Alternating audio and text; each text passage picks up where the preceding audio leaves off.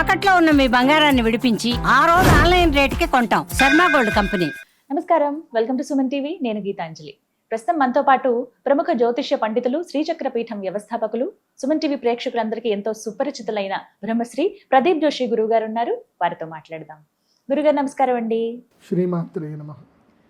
ఏమనుకోవాలంటే ఒక ప్రశ్న, 2026 మన సంవత్సరాది కాదు ఖచ్చితంగా, కానీ చాలా మందిగా కోరుకుంటుంది ఇయర్ ఎండింగ్ అయిపోయింది, 2026 ఎలా ఉంటుందో. ఇలా అనుకోవడానికి కూడా కారణం ఏంటంటే 2025 చూసాం కాబట్టి ఇంకా ఎలా ఉండబోతోందో అనే ఒక భయం అనేది వెంటాడుతూ ఉంది. అసలు ఎలా చూడాలి 2026? మీరేం చెప్తారు? ముందుగా మీ మాటలు వినాలని అనుకున్నాను నేను. ఎందుకంటే ఎన్ని ప్రెడిక్షన్స్ ప్రతిదీ నిజం అవుతూ వచ్చాయి. కొన్ని జాగ్రత్తలు తీసుకున్న వాళ్ళు ఉన్నారు, అందులో మేము ఉన్నాము. కొంతమంది తీసుకోలేక ఇబ్బంది పడిన వాళ్ళు ఉన్నారు. ఇలా ఎన్నో మాకు ముందుగానే సూచిస్తూ ఉంటారు మీ అనుభవంతో. మరి 2026ని ఎలా చూడాలంటారు? ఏం జరగబోతుంది, ఎలా ఉండబోతోంది అంటే? శ్రీ గురుభ్యో నమః. శ్రీమాత్రే నమః. సందర్శనం వితనుతే పితృదేవనృణాం మాసాబ్దవాసరదళైరథవోర్ధ్వగం యత్ సవ్యం క్వచిదుపైత్యపసవ్యమేకం జ్యోతిఃపరం దిశతు వత్స్వమితాం శ్రియం నః. అచింత్యావ్యక్తరూపాయ నిర్గుణాయ గుణాత్మనే సమస్త జగదాధారమూర్తయే బ్రహ్మణే నమః. శ్రీమాత్రే. 2026 బాగా గుర్తుపెట్టుకోండి. 2026వ సంవత్సరము నేను లాస్ట్ టైం కూడా చెప్పాను, ఈ విశ్వావసనామ సంవత్సరం 2025 జడ్జిమెంట్ ఇయర్ అని చెప్పాను. జడ్జిమెంట్ ఇయర్ అయిపోయింది. అందుకే 2025లో పెద్ద యుద్ధాలు జరిగాయి, పేలుళ్ళు జరిగాయి, దుర్మార్గులు చాలామంది చనిపోయారు. తర్వాత ఎంతో జలప్రళయాలు జరిగాయి, యాక్సిడెంట్లు అయ్యాయి, అన్నీ అయ్యాయి. సో కొన్ని మంచి కూడా జరిగాయి. 2026వ సంవత్సరము ఇది న్యూ జనరేషన్ ఇన్నోవేటివ్ ఇయర్. కంప్లీట్గా new generation and innovative year అవుతుంది 2026. ఇకపై చాదస్తాలు మానుతేనే, చాదస్తాలు మానాలి, ప్లస్ అప్గ్రేడ్ అవ్వాలి. కాలానికి అనుగుణంగా మనిషి మారాలి. కాలానికి అనుగుణంగా మనిషి మారాలి, ఆలోచన విధానం మారాలి, తీరుతెన్నలు మారాలి. మారుతేనే వాళ్ళకి లైఫ్ ఉంటుంది, మారని వాళ్లకు లైఫ్ ఉంటుంది. మార్పుకి సిద్ధం అవ్వండి. It's time for the infinity. Infinity అంటే ఇంకా అద్భుతాలు జరిగే సమయం ఇది. కొత్త కొత్త ఆవిష్కరణలు మొదలయ్యే సమయం 2026. బాగా గుర్తుపెట్టి. ఇందులో ప్రప్రథమంగా మీ అందరికీ చెప్పేది ఏంటంటే ఫినాన్స్, డబ్బు. ఎందుకోసం అంటే ధనం మూలం ఇదం జగత్. డబ్బే అందరికి చాలా కీలకము. డబ్బే శాసిస్తుంది, మనీ శాసిస్తుంది ఈ సంవత్సరంలో. ప్రతి జీవితంలోనూ అందరిలోనూ మనీ శాసిస్తుంది. కానీ ఇప్పుడు డబ్బు యొక్క రూపము తీరుతెన్నలు మారుతుంటాయి. అది బాగా గుర్తుపెట్టుకోండి. ఇది నేను చెప్తే ఆశ్చర్యపోతారేమో కానీ ఫ్యూచర్ జరిగేది ఇదే. డబ్బు తీరుతెన్ను మారబోతుంది. ఇకపై ఈ 2028 నుంచి కరెన్సీస్ చలామణిలోకి పెద్దగా ఉండవు. అంటే జనరల్ పబ్లిక్లో కనబడడానికి ఉంటుంది. అంటే ఇప్పుడు గుర్తుపెట్టుకోండి, కరెన్సీ చలామణి చేసేవాళ్ళు కామన్ మ్యాన్లు మాత్రమే. ఎవరైతే కరెన్సీని చలానలో పట్టుకోరో, అసలు పట్టించుకోరో, వాళ్ళు రిచ్ పర్సన్స్ అవుతారు. అర్థమవుతుందా? ఈ కరెన్సీకి ఎవరైతే ఎక్కువగా వాల్యూ చేసి ఈ కరెన్సీని ఎక్కువగా ట్రాన్సాక్షన్కి దాచిపెట్టుకుంటారో వాళ్ళు కామన్ మ్యాన్ కింద మిగిలిపోతారు. ఈ కరెన్సీని కన్వర్షన్ చేసుకొని ఎవరైతే బంగారం రూపంలో ఉంచుకుంటారో వాళ్ళే శ్రీమంతులు అవుతారు. గుర్తుపెట్టుకోండి. భవిష్యత్తులో రియల్ ఎస్టేట్లో కానీ పెద్ద పెద్ద దాంట్లో కానీ ఇకపై ఇన్కమ్ ట్యాక్స్ వాళ్ళు కానీ ఈడీ వాళ్ళు కూడా ఎంత కష్టపడ్డా పట్టుకోలేరు. ఇంకా దుర్మార్గుల్ని పట్టుకోలేరు. ఎందుకోసం అంటే రాహుగ్రహము శతభిష నక్షత్రం లోపలికి ఎంటర్ అయ్యాడు. నెక్స్ట్ ఇయర్ని రూల్ చేసేది ఇద్దరు. ఫస్ట్ హాఫ్ మొత్తం రాహు రూల్ చేస్తాడు, సెకండ్ హాఫ్ గురువు రూల్ చేస్తాడు. ఇది బాగా రాసి పెట్టుకోండి. చాలా ఫ్రీగా చెప్తున్నాను, నేను ఏది ఫ్రీగా చెప్పను. ఏదో మా గీతాంజలి గారు అడిగారు కాబట్టి మీ అందరికి కూడా ఫ్రీగా చెప్తున్నాను. ఇంకా ఇది మాత్రం ఎందుకోసం అంటే బంగారం గురించి కూడా నేను చెప్పా. దీపావళి వరకు బంగారం 1,25,000 అవుతుందని చెప్పాను, అయ్యింది. ఇప్పుడు కూడా నేను చెప్పేది ఏంటంటే జనవరి నుంచి జూలై వరకు, జనవరి అంటే మోస్ట్లీ డిసెంబర్ 24వ తారీఖు నుంచి కాదు, నవంబర్ 24వ తారీఖు, నవంబర్ 24వ తారీఖు నుంచి ఆల్మోస్ట్ జూలై వరకు జూలై వరకు రాహు శతభిష నక్షత్రంలో ఉంటాడు, కుంభరాశి లోపలికి ప్రవేశించాడు. కాబట్టి డిజిటల్ కరెన్సీ బాగా పెరిగిపోతుంది. అందరి దగ్గర డిజిటల్ కరెన్సీ ఉంటుంది. ఏముంటుంది? డిజిటల్ కరెన్సీ ఉంటుంది. ఇప్పుడు ఉదాహరణకి మీరు ఒక పంట పండిస్తున్నారు, మీ దగ్గర ఒక వ్యాపారం ఉంది, నా దగ్గర ఒక వ్యాపారం ఉంది. మన ఇద్దరి మధ్యన ఒక ట్రాన్సాక్షన్ జరగాలి. ఏ ట్రాన్సాక్షన్ జరిగినా గవర్నమెంట్ తెలిసిపోతుంది, ట్యాక్స్లు అవుతాయి. గవర్నమెంట్కి తెలియదు, మీకు నా వల్ల ప్రయోజనం జరుగుతుంది, నాకు నీ వల్ల ప్రయోజనం జరుగుతుంది, వస్తు మార్పిడి జరిగిపోతుంది. దానికి నేను డిజిటల్ కరెన్సీ నేను నీకు ఇస్తాను, మీరు నాకు డిజిటల్ కరెన్సీ ఇస్తారు, ట్రాన్సాక్షన్ క్లోజ్. కాబట్టి వచ్చే సంవత్సరము భారతదేశానికి ఆర్థిక మాంద్యం ఏర్పడబోతుంది. భారతదేశంలో ఆర్థిక మాంద్యం ఏర్పడబోతుంది. విపరీతమైన డిజిటల్ కరెన్సీ పెరుగుతుంది. USDTs, US డాలర్ పెరుగుతుంది. ఇప్పుడే గనక భారతదేశం మెలకు ఉండి స్టేబుల్ కాయిన్ కనుక రిలీజ్ చేయలేకపోతే రేపు భారతదేశం ఆర్థిక మాంద్యాన్ని ఎదుర్కొంటుంది. ఎందుకోసమంటే ట్రాన్సాక్షన్స్ అఫీషియల్గా జరగకపోతే నీకు ట్యాక్స్లు ఎక్కడికి నుంచి వస్తాయి? రావు కదా. అందరు డిజిటల్ కరెన్సీకి వెళ్ళిపోతున్నారు. ఎక్కడ వస్తుంది? ఏమీ రాదు. కాబట్టి సైబర్ క్రైమ్ కొత్త రూపం తీర్చుకుంటుంది. క్రైమ్ చేసేవాళ్ళు కొత్త రూపాన్ని దాలుస్తారు. వాళ్ళని ఎవరు పట్టుకోలేరు. ఇంకా బ్లాక్ చైన్ మార్కెట్లో ఉంటారు. బ్లాక్ చైన్లో ఏం లేదు. ఇప్పుడు బిట్ కాయిన్ ఏదైతే ఒకటి ఉందో, ఇప్పుడు మనం బిట్ కాయిన్ అని ఒకటి ఉంది. ఈ బిట్ కాయిన్ ఎప్పుడైతే రాహు శతభిష నక్షత్రం కుంభరాశి లోపలికి ఎంటర్ అయ్యాడో లేదో బిట్ కాయిన్ పడిపోవడం స్టార్ట్ అయింది. అక్టోబర్ 10వ తారీఖు నుంచి బిట్ కాయిన్ పూర్తిగా పడడం స్టార్ట్ అయింది. 1,28,000 ఉన్న బిట్ కాయిన్ ఇవాళ నేను ఈరోజు డిస్కషన్ చేసే టైం వచ్చేసి నవంబర్ 20వ తారీఖు నేను డిస్కస్ చేస్తున్నాను. అంటే అక్టోబర్ 10వ తారీఖు మొదలైన పతనము నవంబర్ 24వ తారీఖు రోజుకి వచ్చేసరికి బిట్ కాయిన్ కాస్ట్ 83,000కి పడిపోయింది. లోయెస్ట్ ప్రైస్ 83,000 డాలర్లకు పడిపోయింది. అంటే ఇక్కడ ఏమైంది? రాహు వచ్చేసాడు. రాహు వచ్చేసరికి ఏంది? మాయా ప్రపంచాన్ని ఏలడానికి వచ్చేసాడు. సో మాయా ప్రపంచం లోపల ఎంత ఇది జరుగుతుందో అంత కరెన్సీ వైలేషన్స్ పెరుగుతాయి, పెరిగి క్రైమ్ పెరుగుతుంది. క్రైమ్, డిజిటల్ క్రైమ్ పెరుగుతుంది. హ్యాకింగ్లు ఎక్కువగా పెరుగుతారు. క్రైమ్ యొక్క తీరుతెన్నులు మారుతాయి. ఇప్పుడు పోలీసులు కనుక ఈ విషయంలో అప్గ్రేడ్ అవ్వకపోయినా, ఈడీ వాళ్ళు అప్గ్రేడ్ అవ్వకపోయినా అంతే, అది అవుతుంది. 6 నెలల పాటు విచిత్రాలు చూస్తారు. జూలై వరకు విచిత్రాలు చూస్తారు, స్కామ్లు చూస్తారు. చూస్తూనే బ్యాంకులలో డబ్బులు అయిపోతాయి. తర్వాత గవర్నమెంట్ అఫీషియల్ వెబ్సైట్స్ అన్ని హ్యాక్ అయిపోతాయి, బ్యాంకింగ్ వెబ్సైట్స్ హ్యాక్ అవుతాయి. ఇలా దారుణమైనటువంటి విషయాలు నెక్స్ట్ ఇయర్ జరగబోతున్నాయి.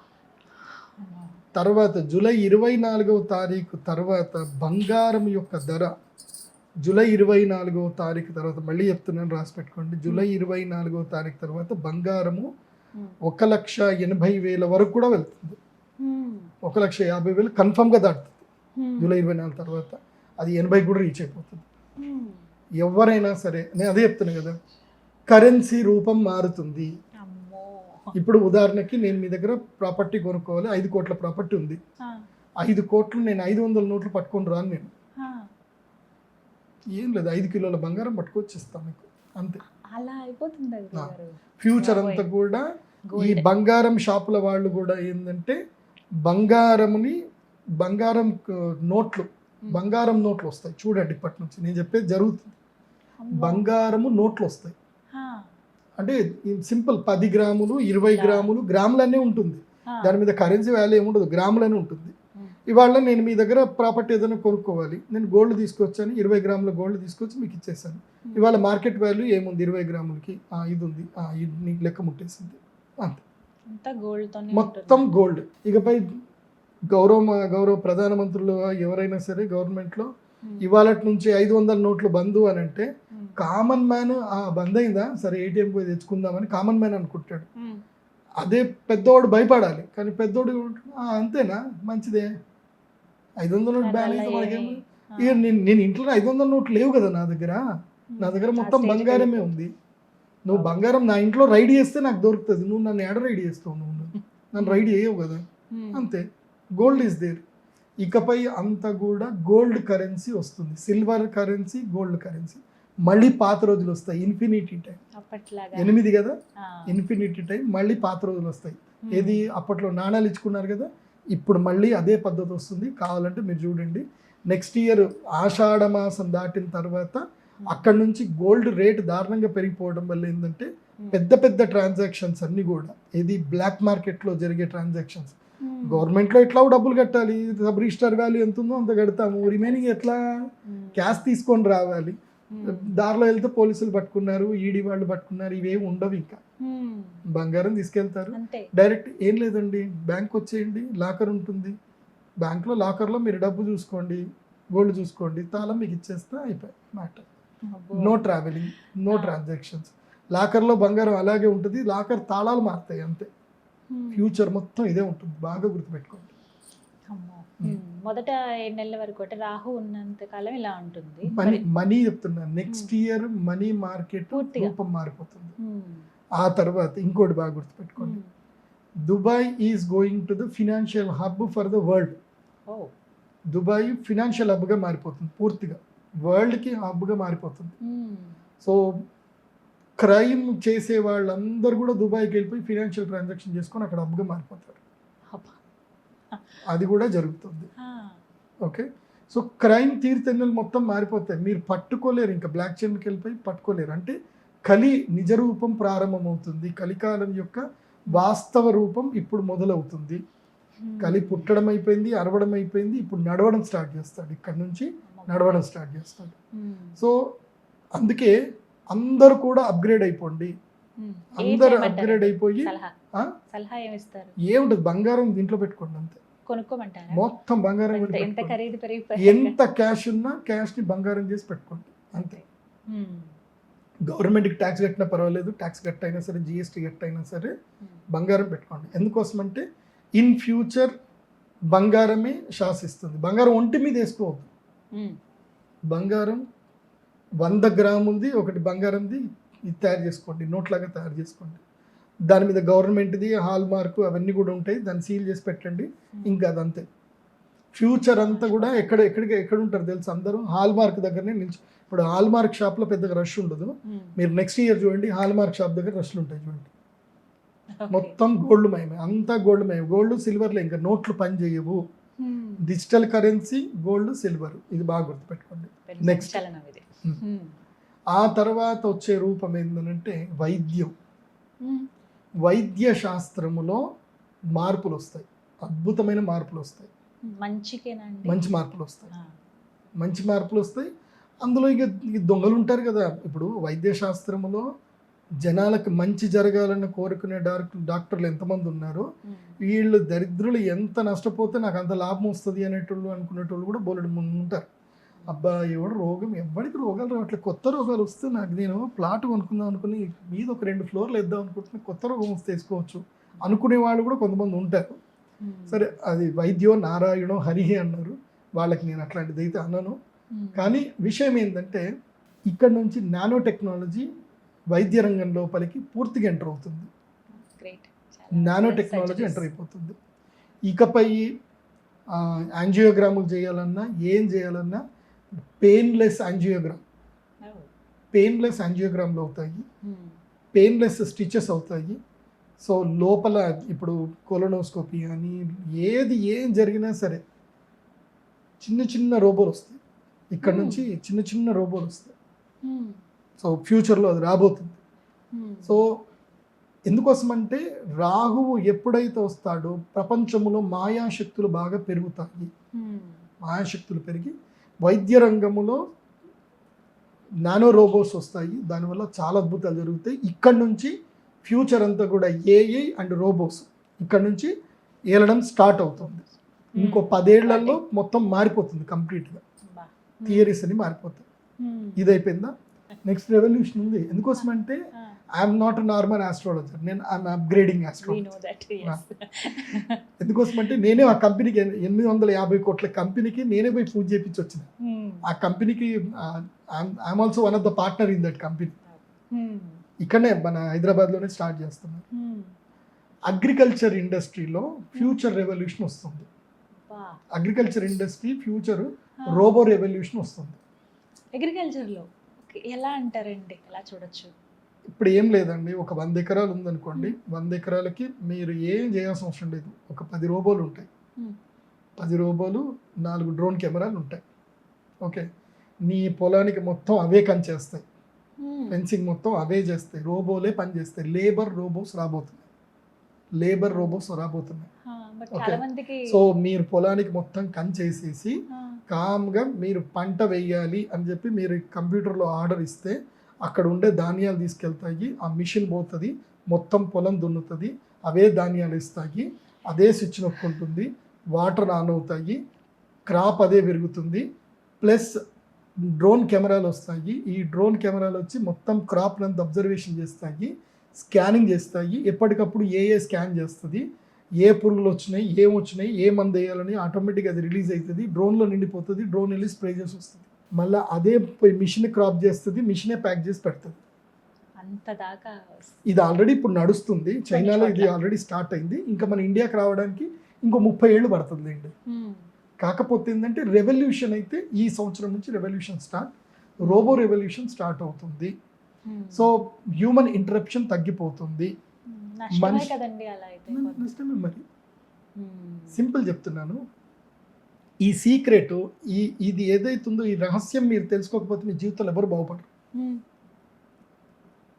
Government create money to make people labour.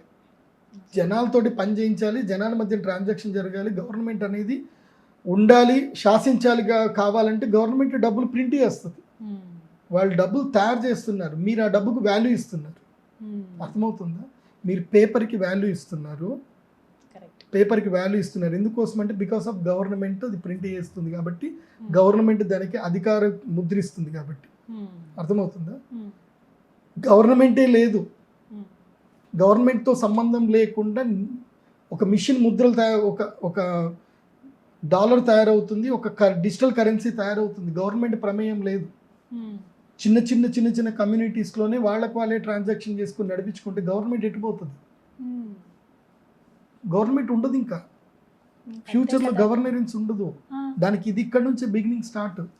ఫ్యూచర్లో ఇది కూడా చెప్తున్నా, ఇప్పుడు ఏదైతే ఈ సిచ్యువేషన్ జరిగిందో, గురుగ్రహము కర్కాటక రాశి లోపలికి ఎంటర్ అయ్యాడు, రాహువు ఇక్కడ ఉన్నాడు, అంటే షష్టాష్టకాలు అయ్యాయి. రాహువుకి గురువుకి షష్టాష్టకాలు అయ్యాయి.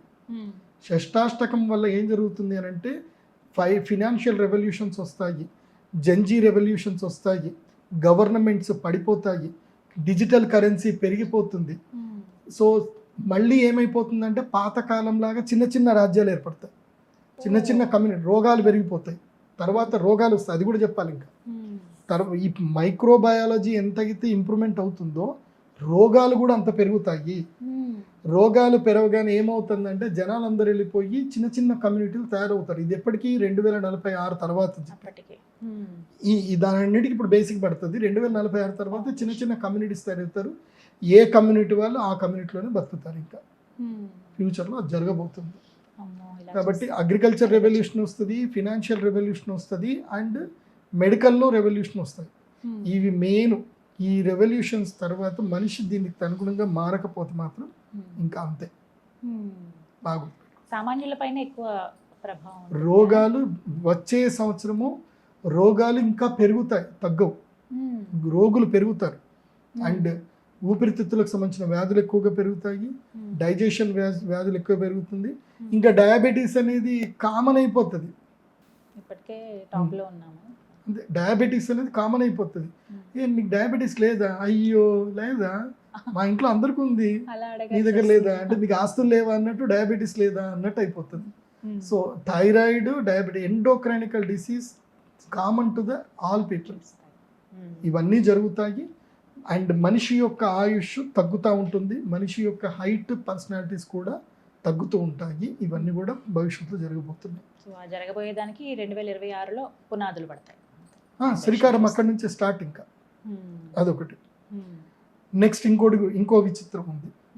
భూమి మీదకి ఏలియన్స్ వస్తారు 2026లో. చెప్తున్నా కదా, అదే కదా అక్కడి నుంచి స్టార్ట్ అయ్యేది. 2026కి భూమి మీదకి ఏలియన్స్ వచ్చిన సంగతి తెలిసిపోతుంది. ఆల్రెడీ ఒక న్యూస్ అయితే చక్కర్లు కొడుతుంది. ఆకాశంలో ఒకటి వస్తుంది, ఇంటర్స్టెల్లార్ ఏదో వస్తుంది, దానికి రేడియో సిగ్నల్స్ పంపిస్తుందని చెప్తున్నారు. But there is a invitation from the aliens, అంటే గ్రహాంతరవాసులు మన భూమి మీదకి అయితే రాబోతున్నారు. అది ఇప్పుడు బిగినింగ్ స్టార్ట్, అది ఇంకో రెవల్యూషన్కి దారి తీస్తుంది. అదొకటి. అందుకే నేను చెప్పేది ఏంటంటే ఇప్పటి నుంచి మీరంతా చాలా సేఫ్గా ఉండండి. బంగారం కొనుక్కోండి కానీ బంగారం ఒంటి మీద వేసుకోకండి. డిజిటల్ కరెన్సీని రెగ్యులర్గా మెయింటైన్ చేసుకోండి. మీరు ఏదైతే ఫోన్ మీరు వాడుతున్నారో కరెన్సీ ట్రాన్సాక్షన్కి సపరేట్ ఫోన్ పెట్టుకోండి. మీరు రెగ్యులర్గా వాడే ఫోన్ సపరేట్ పెట్టుకోండి. మీరు రెగ్యులర్గా వాడే ఫోన్కి కరెన్సీ ట్రాన్సాక్షన్ చేసే ఫోన్కి సంబంధం ఉండకూడదు, గుర్తుపెట్టుకోండి. జాగ్రత్తగా ఉండాలి ఆ విషయంలో. మీరు వాట్సాప్లు చేసుకునే అవన్నిటికీ ఒక సిమ్ పెట్టుకోండి. పేమెంట్ చేసుకోవడానికి, పేమెంట్ ట్రాన్సాక్షన్కి, బ్యాంకింగ్ ట్రాన్సాక్షన్కి మాత్రమే ఒక సిమ్ పెట్టుకోండి. ఎందుకోసమంటే ఫ్యూచర్లో సైబర్ క్రైమ్ బాగా పెరగబోతుంది.